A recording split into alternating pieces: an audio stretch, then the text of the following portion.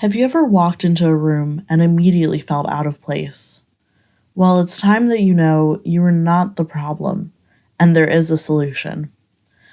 Welcome to Room for Everybody, the podcast that celebrates diversity, promotes inclusive interior design strategies, and challenges the norms.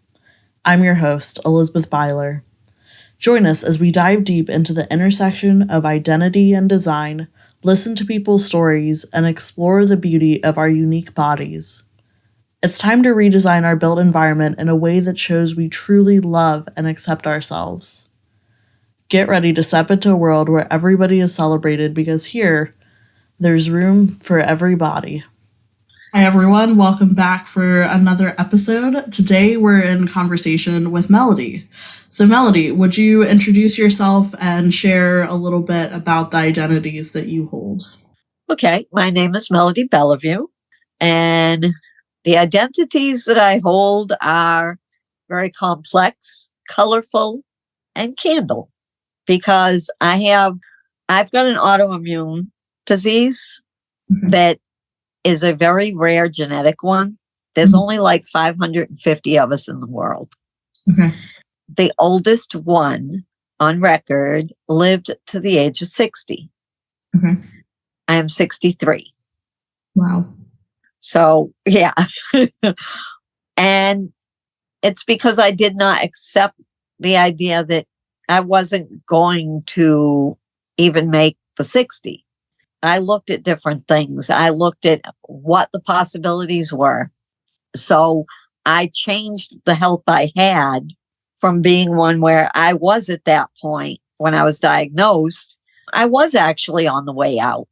My health was really bad. I was hospitalized on a regular basis. I had been actually most of my life. The diagnosis itself was like an eye-opener because all the issues that I had, all the health issues, came together for one diagnosis. And it was a relief to know, okay, this is what it is. But it's an autoimmune. So it's not like they have, okay, we have the answers, we can give you this or do that. And that's not how it worked. So the biggest problem I had was infection, which is why I was on the way out. And antibiotics weren't doing it, even staying on high dose, powerful ones. I was still getting infections. Right. And at that point, they didn't know what to do.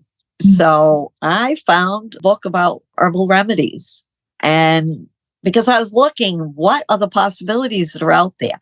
No matter what challenge you're faced with, there are possibilities out there that you may not have heard of, may not have seen as something society accepts.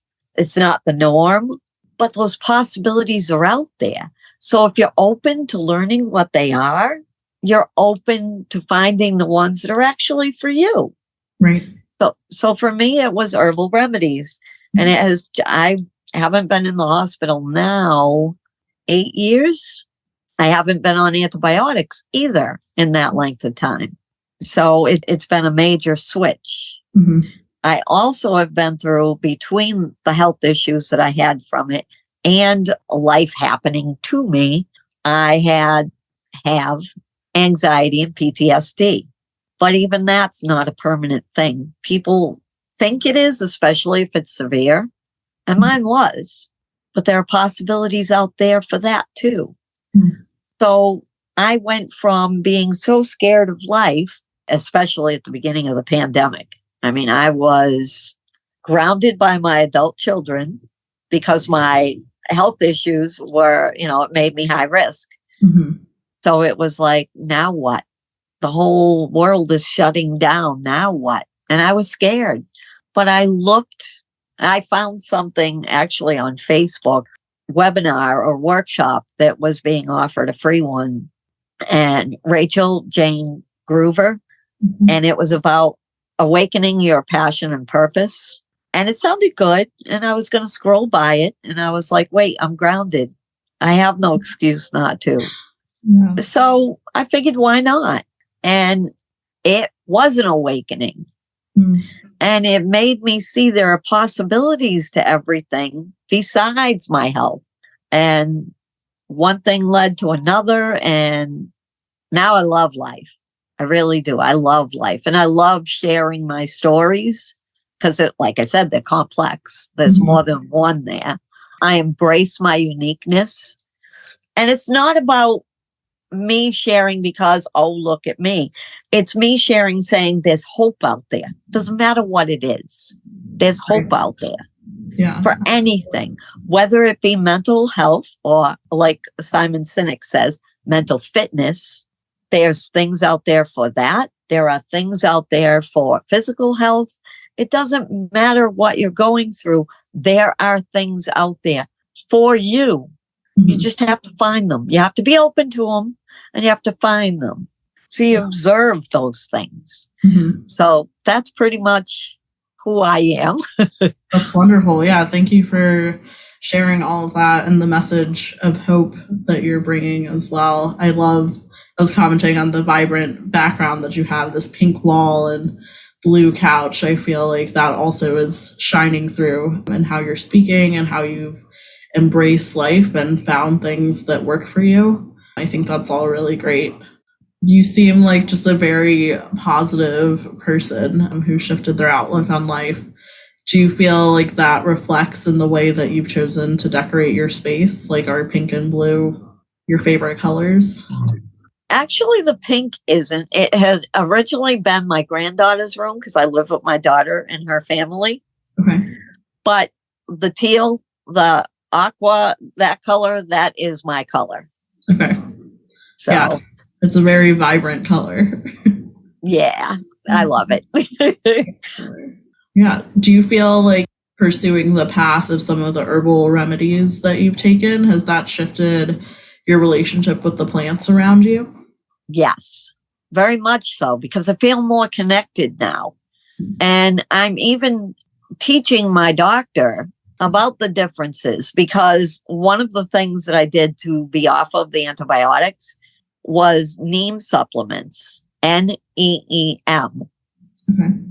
And I take those, and it took about 3 to 4 months before it shifted that from needing antibiotics all the time and still getting infections to no longer needing them. And when I hit like the 4th month, it dawned on me, wait, I haven't needed an antibiotic, or I haven't gotten an infection.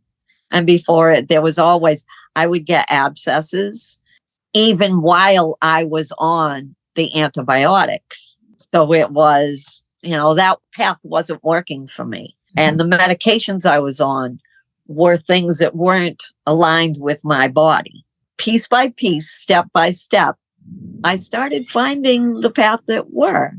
I mean, even nature has so much to it.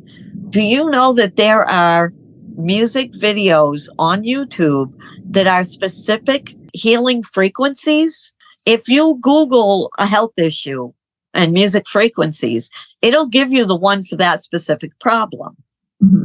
There's ones for heart palpitations, because part of my autoimmune, I have an extra electrode in my heart. So when it kicks in, it gives me the palpitations. But there is music, the frequencies, it's energy frequencies. That's what life is about. So even that is something that is good for your health. Nature is good for your health. Color is good for your health, because it's part of the beauty in the world. And when you're seeing the beauty, when you're looking at life as beautiful, because now often I say, I just love life. That's how I feel. That is my truth. I love life. And to have gone from where I was to being this way from the start of the pandemic until now, which isn't that long. Right. I'm 63 years old. It's right inside that 60 to 63 mark. I got a bigger purpose, and that's what it is. Yeah, that's wonderful. That's really great. I'm also curious, do you feel like, how do I want to word this? Like, with the stays that you've had in hospitals and just interaction with medicine in hospitals and doctors' offices, all of those kind of health spaces, how did you feel in them, and what do you think could have been better on your healing journey in those spaces? That's a tough one. I know that when it comes to hospitals and doctors and the proven path for them, because that's how they see it, they're doing their job the best way they know how. But it's not the full view of everything. So there were times I was in the hospital after I had been diagnosed where me and the doctor butted heads because I had to keep saying, I have an autoimmune disorder. There are things I can't do, things that, like, she wanted to keep checking sugar levels just in case. She wanted to do things that it was like, no, I can't do that because infection is a problem for me. These are the things I can't do. And we did a lot of back and forth where I said, oh no, you're not doing that. Oh no, don't come in here expecting to give me that. And she said, you should have gone to a hospital that's a specialist for it. And I said, well, that's 2 hours away. That's a hardship. And she said, pick your poison. Yeah, because she was not open to seeing that there was more. And she had a patient in front of her that it was a rarity. So that means there was something she could have learned. Right. And something that we could have learned together. Because when it comes to doctors and hospitals, we are in our health. We are a team. It's not the doctors in charge and they're taking care of your health. You're a team. You work together. And it has to be that way. But if you give your personal power to them and they don't see the full picture of what is available for you, then you're not going to get what's meant for you. Right. Yeah. So that's yeah. And thinking about like the physical space that you were in, kind of those like white walls, the lack of color, the lack of plants, the lack of that connection to nature. Like, did you feel like that was a healing environment to be in? No, it was a sick environment to be in because your view while you're there is you're sick and this is where you are because of it. I have a vision for a hospital spa I would love to create. You know how sometimes when the lottery drawing goes high and it's in the news, hey, it's all the way up to 1.1 billion. There was a time where I said, well, I'm going to dream up what I would do with it. That is one of the things. And I think about, okay, what would a true healing hospital spa be? And I call it spa too, because that's what it would want it to look like.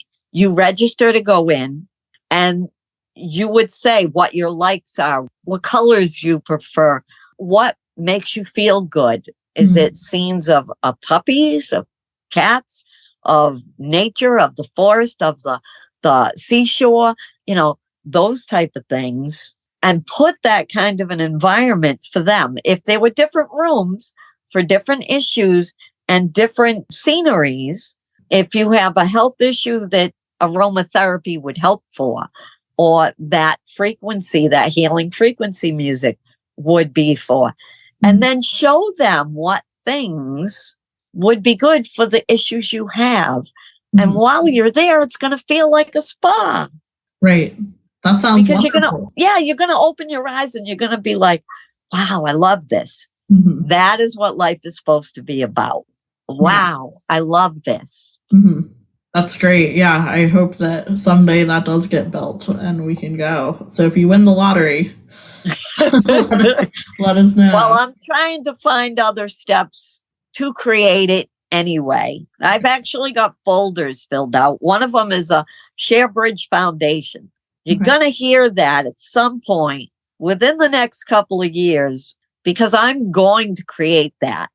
And it's a change of food share on steroids, basically, because it's not just going to be about food, and it's going to be about bringing people together from both sides of it. The people with money, the people without money, they're going to work together, and there won't be that divide, because I know there are people who go into food share and leave their pride at the door, because walking in to get stuff to survive We can do better than that. We are a world that can do so much better than that. And I have a folder for that, and I'm working on that. Okay.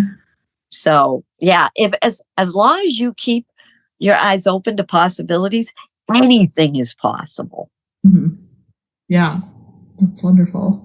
Well, thank you so much for being here and for sharing your story and for all the wisdom and inspiration that you brought to this conversation. I really appreciate it. Thank you for doing this, because when you do this with different people, you expand that hope for everyone that hears it. So what you're doing is incredible. And I thank you so much for being a light in the world. Thank you. Dear listener, thank you for joining me on today's episode. This podcast is produced by Eden Environments, an inclusive and sustainable interior design firm. Our human-centric design strategy creates spaces that are fat and neurodivergent friendly, trauma-informed, and sustainable. If that sounds like what you need, contact me through Eden's website to get started. For the latest updates, sign up for emails and follow along on your favorite social media platform. And until we meet again, I wish you gentle days.